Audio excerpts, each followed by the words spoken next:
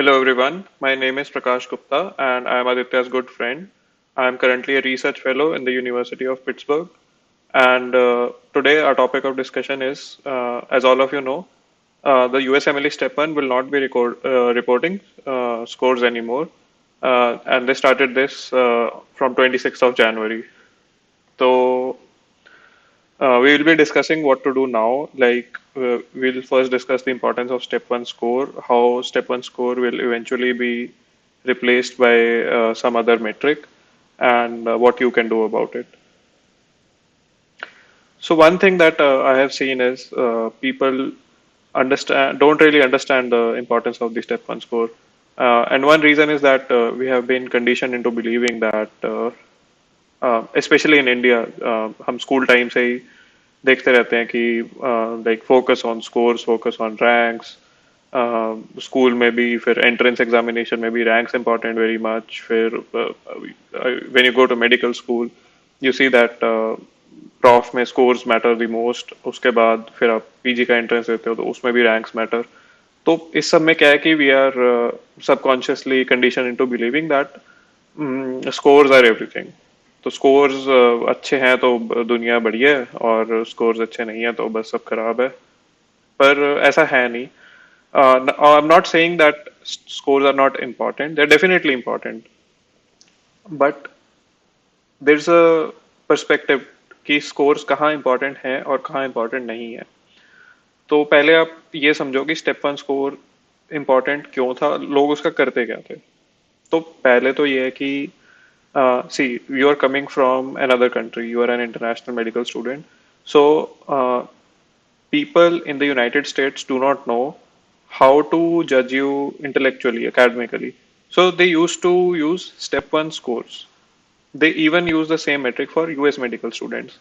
So step one scores is like an objective criteria through which they can compare a large group of students amongst themselves and decide who they want to interview or not. And the thing is, like many, like especially the reputed programs, they get thousands of applications. So they cannot go through each and every application. So they cannot read the CV of every person who applies to them.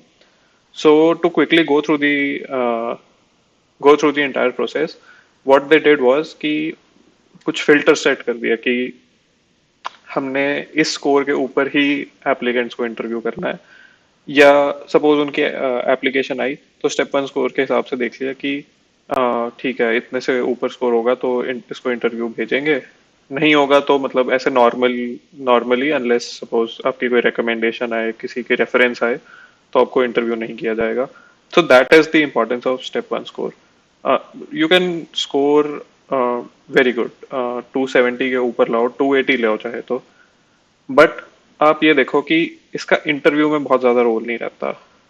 See when you apply, so you send applications to multiple programs and then they decide to whether to interview you or not. So once you get the interviews, once you are sitting inside the interview, तो उसमें ज्यादा फायदा नहीं होता score का, क्योंकि वहां पर ना score is not a talking point. So like I have a friend, he is in Cleveland clinic now, मेरा बैचमेट है, और उसके 270 से ऊपर आए थे स्टेप वन में. And like a good score in an interview is just a talking point. Suppose आप अच्छे कपड़े पहन के आ जाओ तो people will compliment you कि यार मतलब nice tie और nice coat और मतलब जो भी आप अच्छे कपड़े पहन के आओगे तो इतना ऐसे छोटा सा compliment मिलता है कि okay your score is very good, and then they discuss other points of your application कि why you want to apply to their program. They'll try to judge you clinically, they'll start asking you challenging questions की, मतलब बहुत सारे interview के questions होते हैं. They want to जज you what type of a person you are. There they will ask you about your hobbies, आपका medical school कैसा था, आपके एक्सपीरियंसेस कैसे थे. तो there are like many questions to जज that, but you have to understand interview लाने के लिए, बहुत ज्यादा इंटरव्यूज लाने के लिए, अच्छी जगह से इंटरव्यूज मिलने के लिए step one scores are important. Once you are getting interviewed, आप इंटरव्यू के अंदर बैठे हो, then you cannot be like देखो मेरा तो स्कोर ही बहुत अच्छा है, मेरे को तो ऐसे ही ले लो आप. So that is not how it works in the states. तो once you're in the interview तो it becomes a part of your overall application. तो आपको ये समझना पड़ेगा कि स्टेप वन की इम्पोर्टेंस ये है कि एक बड़े से ग्रुप में आपको अलग से स्टैंड आउट कराने के लिए स्टेप वन स्कोर चाहिए होता है।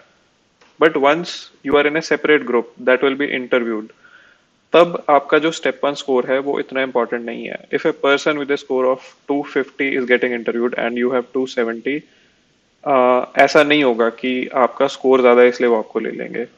उनके पास फिर बहुत सारी चीजें होती हैं कंसिडर करने के लिए। वो इंटरव्यू के बेसिस पर भी आपको रैंक करेंगे। आपका सीके का स्कोर कितना है वो भी देखा जाएगा। आपकी लेटर्स ऑफ रिकमेंडेशन कैसी हैं वो देखी जाएंगी। अगर आपका कोई रिसर्च एक्सपीरियंस है वो देखेंगे। तो बहुत सारी चीजें देखी जाती हैं।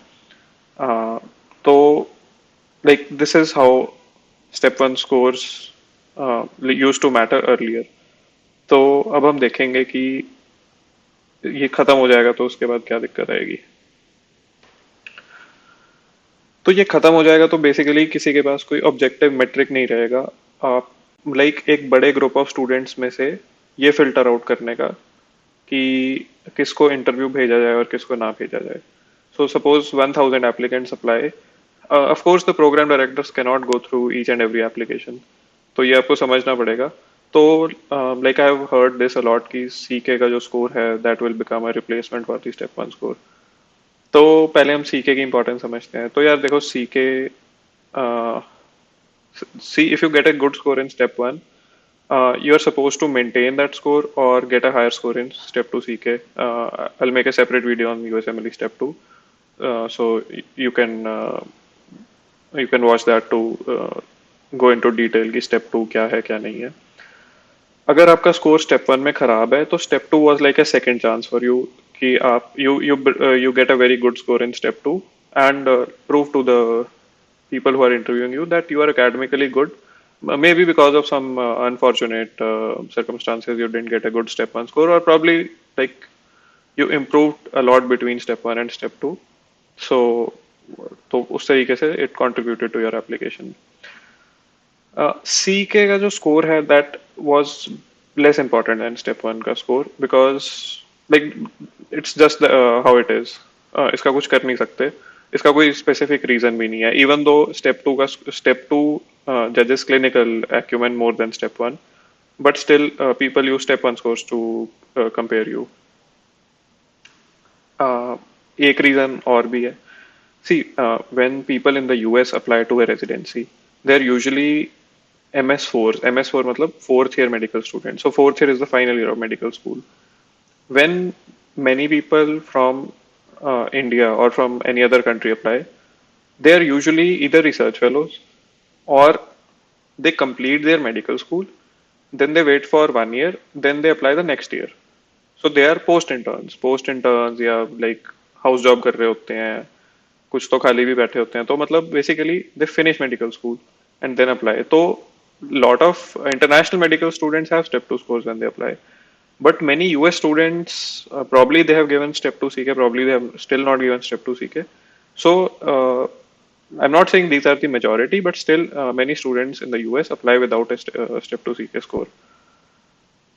So like you can argue कि स्टेप टू सीके का जो स्कोर है वो स्टेप वन के स्कोर जितना इम्पोर्टेंट कभी बनेगा भी कि नहीं बनेगा। And this is a point of debate. अभी इसका कोई डेफिनेट सॉल्यूशन निकला नहीं है। स्टेप वन का स्कोर बहुत टाइम से एक जजमेंट का मेट्रिक था एंड एकदम से उसको हटा देंगे तो like what consequence it will have, इसका कुछ डेफिनेट आंसर है नहीं। डेफिनेटली सीके के स्कोर की रेलेवेंस बढ़ेगी and I think many programs will start using it as the new metric, as a replacement for the step one score.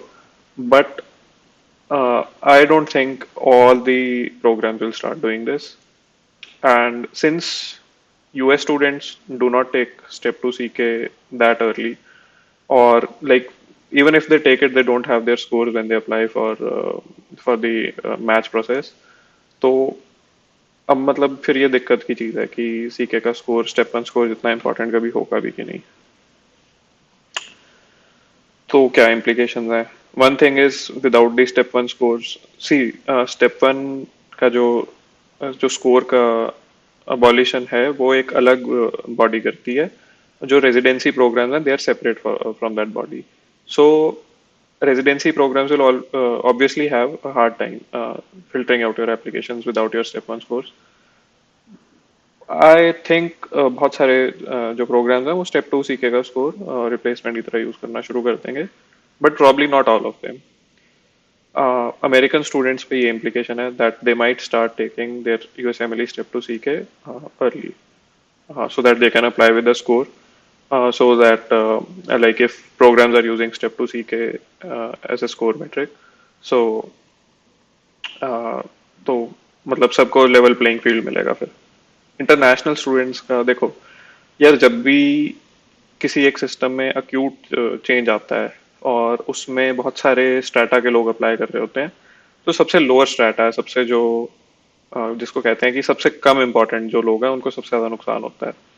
तो in general international students जो हैं they struggle more for branches जिसके लिए यार American मतलब American consider those branches pretty average, और like जिसके अच्छे स्कोर आते हैं they try to apply to surgical specialities, और स्पेशलिटीज जिसमें मेहनत कम है पैसे ज़्यादा मिलते हैं. So internal medicine, paediatrics, neurology, like these branches are family medicine. ये सब वो ब्रांचेस हैं जिसके लिए या तो एवरेज स्कोरिंग अमेरिकन अप्लाई करते हैं, लो स्कोरिंग अमेरिकन अप्लाई करते हैं, जिसका पैशन होता है उन उन फील्ड्स में वो लोग अप्लाई करते हैं. बट आप देखना कि जो बाहर से लोग आते हैं IMGs, majority of them apply to fields जो कि अमेरिकन के लिए लाइक देयर सो सो आपको नुकसान ही होगा लॉन्ग टर्म में, सॉरी शॉर्ट टर्म में आपको नुकसान इसलिए होगा क्योंकि एकदम से चेंज आएगा तो programme will start interviewing applicants conservatively. तो आई एम एक्सपेक्टिंग कि लाइक एटलीस्ट नेक्स्ट सीजन और उससे नेक्स्ट सीजन, जब तक लाइक एक ऐसे कंसेंसस सा नहीं अचीव हो जाता कि how to filter out applications and you know how to send interviews, तो तब तक के लिए आप लोगों का थोड़ा सा नुकसान होगा ही ओवरऑल देखा जाए तो. आई एम एक्सपेक्टिंग कि there will be less interviews sent out to international students for the next season, specially because no one is going for clinical clerkships. तो like that makes the application more weaker. तो दूसरा क्या है कि यार दो paper होते थे, अब एक ही होगा तो you will have only one attempt at a good score. उसमें अब स्टेप 2 में स्कोर अच्छा नहीं आया तो फिर कुछ नहीं कर सकते. People who have already taken step 1 they will not benefit because now your score doesn't mean anything. See, अब अगर सब लोग बिना स्टेप 1 स्कोर के अप्लाई करेंगे, सबका पास फेल होगा, आपके पास स्कोर होगा, तो obviously like they cannot judge you in comparison with other applicants. तो इसमें आपका फिर नुकसान ही होगा. थोड़े बहुत एडवांटेजेस हो सकते हैं. मेरा तो यही मानना है कि ओवरऑल इंटरनेशनल स्टूडेंट्स के लिए नुकसान होगा स्टेप 1 का स्कोर हटने से, क्योंकि बेसिकली आपका कंपैरिजन मेट्रिक हट जाएगा, और मेट्रिक हट जाएगा तो जितने भी प्रोग्राम्स हैं वो आपको ज़्यादा कंजर्वेटिवली भेजेंगे इंटरव्यूज, उस तरीके से खुल के नहीं भेजेंगे जैसे पहले भेजते होते थे. ठीक है, फायदा ये हो सकता है कि people who have decided to give step 1 after internship you can prepare quickly. अब क्योंकि this is just a pass fail exam, you can give it with less preparation. दूसरा ये कि you can dedicate more time for step 2 scores which are more important now. अगर किसी आप में से कोई ऐसे भी लोग हैं जिनका स्टेप 1 स्कोर लो है, तो प्रॉब्ली उसका जो नुकसान है वो थोड़ा कम होगा अब आपको, because it will no longer be used as a comparison metric. तो यही सब है. बाकी कुछ वीडियोस मैंने और बनाए हैं, तो hopefully Aditya will upload them soon on his channel. And यही है, स्टेप 2 की प्रिपरेशन पे एक वीडियो बनाया है, और स्टेप्स को कब देना चाहिए उसकी टाइमलाइन पे एक वीडियो है, तो वो बना रहे हैं हम. और if you have any suggestions, if you have any comments, any doubts, you can post them in the comment section. And yeah, thank you.